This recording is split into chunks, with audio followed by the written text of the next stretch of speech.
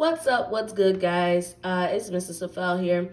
We're going to get into chapter 9. So remember that after chapter 9 is what?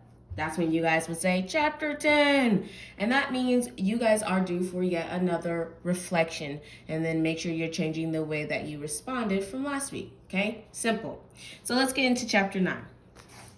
Eddie jumped like a flea. In two stupendous leaps, he reached the bottom of Stuart Little and threw himself onto.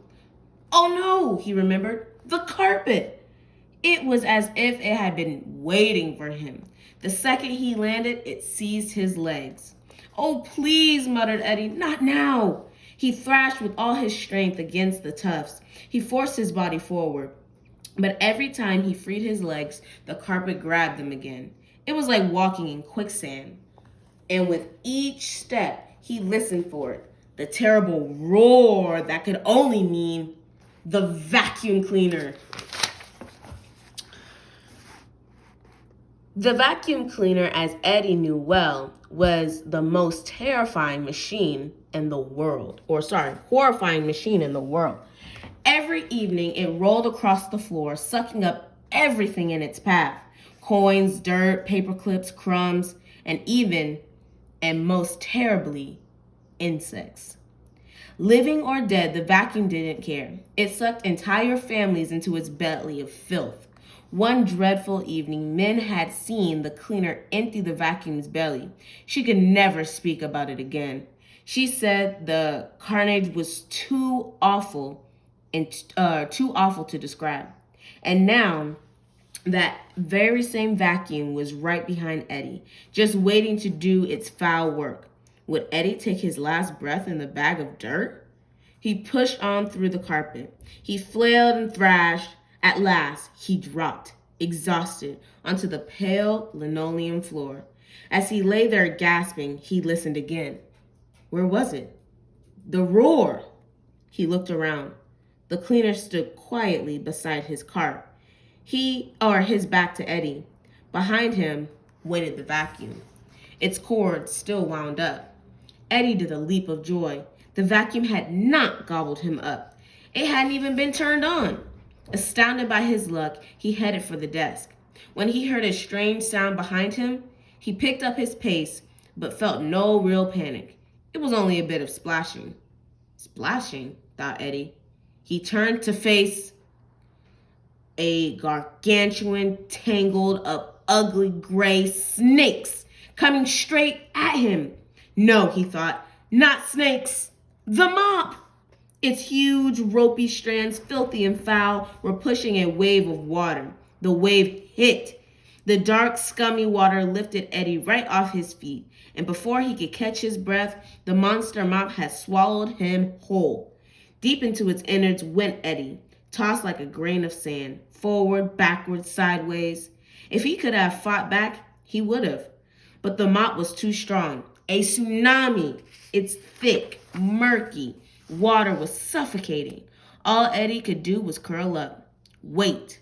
Forward, backward, sideways, forward, backward, sideways. He would never know how long it lasted. At some point, the mop was hoisted up with Eddie still inside and dumped with a mighty splash into deep water. The force of it released him. Suddenly, with a great swoop, the mop was gone. Eddie swirled helplessly in its wake as he rose to the surface. Bobbing up, he stared bleary-eyed at his surroundings. He was floating in a metal pail.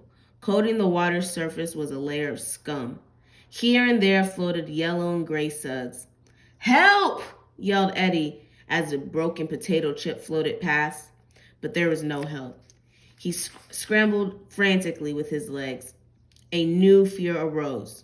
Am I going to drown? Then he remembered. Water bugs. Aunt Min had read a nonfiction book about them, where they lived and what they ate and how they swam. How did they swim? Eddie searched his memory. Something about paddling their legs, like oars. Had Eddie ever seen an oar? Never. Try, he said out loud. Try. And with only the tiniest notion of what paddling might be, Eddie paddled. Mostly this turned out to be moving all his legs at once as fast as they could go. Somehow it kept him from sinking. But for how long? His paddling took him to the inner wall of the pail. It was shiny and rose high and smooth, impossible to climb. As Eddie gripped in vain for a foothold, his heart sank. He could never crawl out of this pail, not in a billion years. Think, he told himself. Think about this pail. He searched his memory again. Once he had peeked from a crack in the wall as the cleaner pushed his mop around the room. The cleaner would return to the pail every now and then and put the mop in the water. Yes! Eddie was now almost sure that the mop was going to plunge into this pail again. He knew what he had to do. He just hoped that he could stay afloat long enough to do it. The waiting seemed to take forever. At last, he heard the cleaner's footsteps returning. Thud, thud, thud. Eddie paddled to the middle of the pail. He screwed up his courage. He screwed up his courage. This was going to be difficult, maybe impossible, and it was going to hurt. Be brave, he told himself, like Stuart Little. He waited while the cleaner picked up the mop. Schlup! He waited while the cleaner wrung the mop out into the special little side compartment of the pail. Swoosh! He waited, reminding himself that sometimes the way you get out of trouble is the same way you got in. Then suddenly, yes, now! The mop dropped fast into the pail. Eddie stopped paddling. As the mop hit, he reached with all 6 legs and grabbed on. He fastened his body like a bird to one of the soggy snakes. And as the mop rose up, he held on. Water poured in a powerful cascade over Eddie's body, trying to dislodge him, trying to force him back into the pail, but he held tight. He felt a wild swing as the mop dipped again into the little compartment for a wringing out, but he knew that was coming too. He clung fiercely as the snakes were squeezed hard against the metal. Swoosh! Oof! Went Eddie. It was worse than he'd expected. The squeeze was fierce enough to crack a bug's exoskeleton. Eddie's guts felt ready to pop, but before they could, the mop rose up again. Eddie hung on. Yes! Time for his final move. As the mop lowered to the floor, he let go. He hit the floor an instant before the mop. Immediately, he zigged to the side just before the cleaner's big black shoe came down. Crash! And there, like a miracle, was the desk. Eddie ran for his life. Once safely behind the desk leg, he scrunched himself into a small, trembling ball. He listened as the sloshing sounds went on and on. When he heard the roar of the vacuum, he shuddered. Grateful to be out of its path, he waited to hear the cart rumble down the hall. Then finally, he began the long, slow climb up the desk. Never in his life had he felt so tired. Aunt Min was waiting, wringing her feet. Eddie, is that really you? Holy dung beetles, what on earth happened? Eddie tried to explain, but he didn't get far. I thought you were getting stomped on, cried Aunt Min, or sucked up, or drowned by that dreaded mop. A little of each, mumbled Eddie, but I'm okay now. No, you are not okay. You look ghastly. So he told her the story as calmly as he could. He tried to make it sound less terrible. Aunt Min made gasping sounds anyway. Then he finished. She just stared at him, jaws open. That, she said finally, was a horror story. I don't think I've ever heard a scarier one. And yet, here you are, Eddie, safe, alive. She touched his dirty exoskeleton as if to make sure. Do you have any idea how scared I was? I know. I'm sorry. I should have never wandered off without telling you. You've got that right, she said. And then, surprisingly, she laughed. Just look at you. What is that? A draggle-tailed mess. She shrugged. You remind me much of myself when I was younger. I do? Said Eddie. Unfortunately, yes, said Min, including the kind of reckless behavior that almost got me killed. Oh, Eddie, what if you hadn't come back? I know, he said. And of course, he did know because he remembered how scared he had felt, waiting for Min to return home. I just really wanted to see the library. Min stared into his eyes for a moment. Then she nodded. I'll be more careful from now on, he said. You darn well better, said Min. Now let me say one last thing, and that is, you surprise me, Eddie. No, more than that. You amaze me. How you managed to survive that ordeal with so little experience of the world? Well, I can hardly take it in. Eddie smiled. I kind of amaze myself, he said. It was true.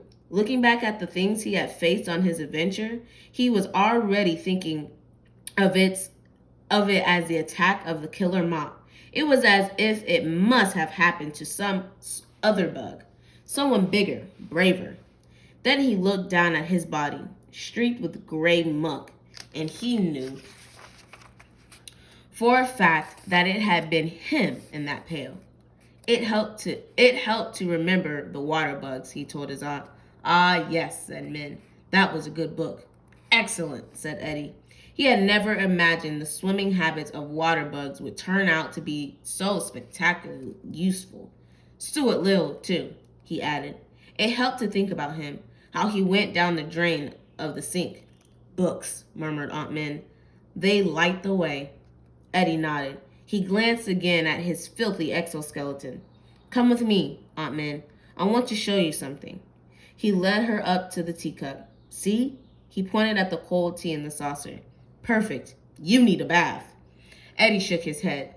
Let's save it for drinking, but we can use a bit of it for washing. Fortunately, there was a tissue nearby.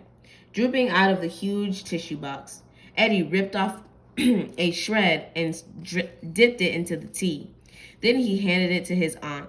She wiped his shell all over till he was back to his shiny self. What color? Said Aunt Min. How did that cleaner miss seeing you?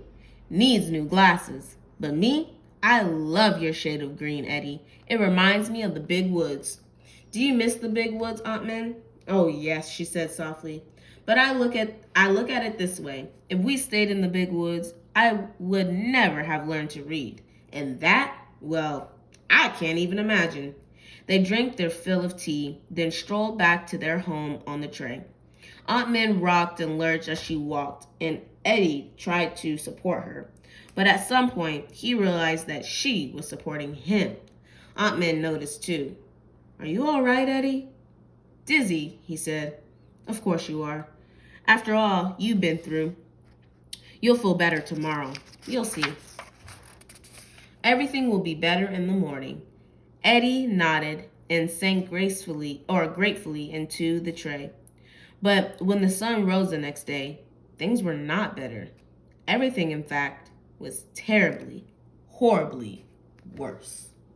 All right, guys, come back for chapter 10.